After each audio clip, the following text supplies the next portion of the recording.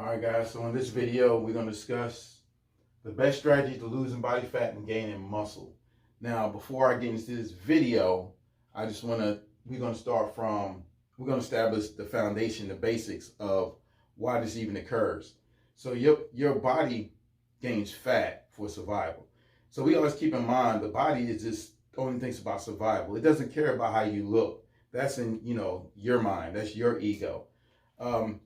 For example, thousands of years ago, before the agricultural age, with more hunter and gatherers, when things grew in the summertime, there were plenty, animals were around, fruit grew, vegetables grew, whatever we killed, ate, whatever we did, we got fat per se.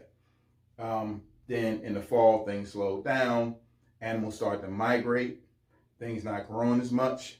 Going into the winter, nothing is really growing, animals are gone. So it may be, 2 weeks or so before you eat anything, maybe. So now what your body does, because you don't have the food around in abundance like you did a few months prior, it taps into stored body fat that you were storing up over the summertime to get you through to the spring to start that cycle all over again. That's why your body burns or stores body fat. Has nothing to do with visual appearance, has nothing to do with how you look. Body doesn't care about that. It's only built on survival. So now we got that little foundation of why you gain body fat, and there's nothing wrong with you if you do. To lose weight, to lose weight, you got to be in a calorie deficit. Now, how do you get in a calorie deficit? What is a calorie deficit? It's, let's say you're a person and your maintenance is, so in other words, whatever calories you eat to maintain the weight that you're at that moment, point in time, is 2,000. Now, what you would do, you would create a calorie deficit, 1,800, 1,700 calories per day. That puts you in a calorie deficit. Now, you're going to have weight loss. Now, a calorie deficit is not just cardio. And when I say cardio is like treadmill, bike, walking really fast, not just casual walking, things of that nature. So, so when you do cardio and you burn fat, or you burning calories, then okay, you're gonna start to lose weight.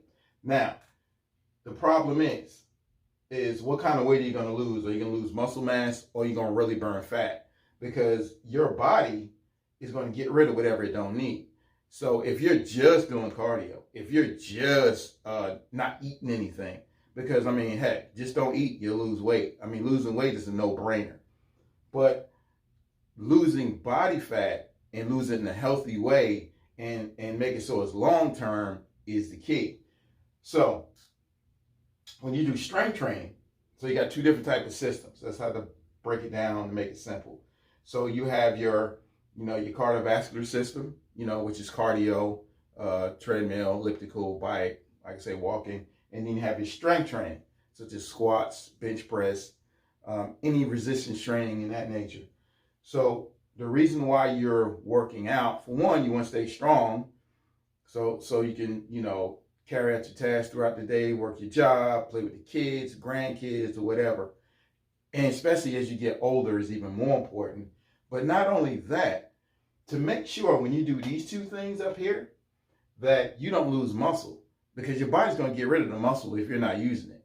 And then as you get smaller, you're going to lose muscle mass and be real flabby.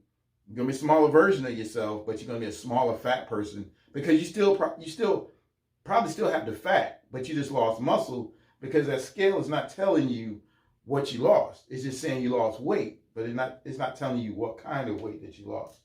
So strength training, all this is very important. This has to be, it's just like making a stew or soup or any type of recipe.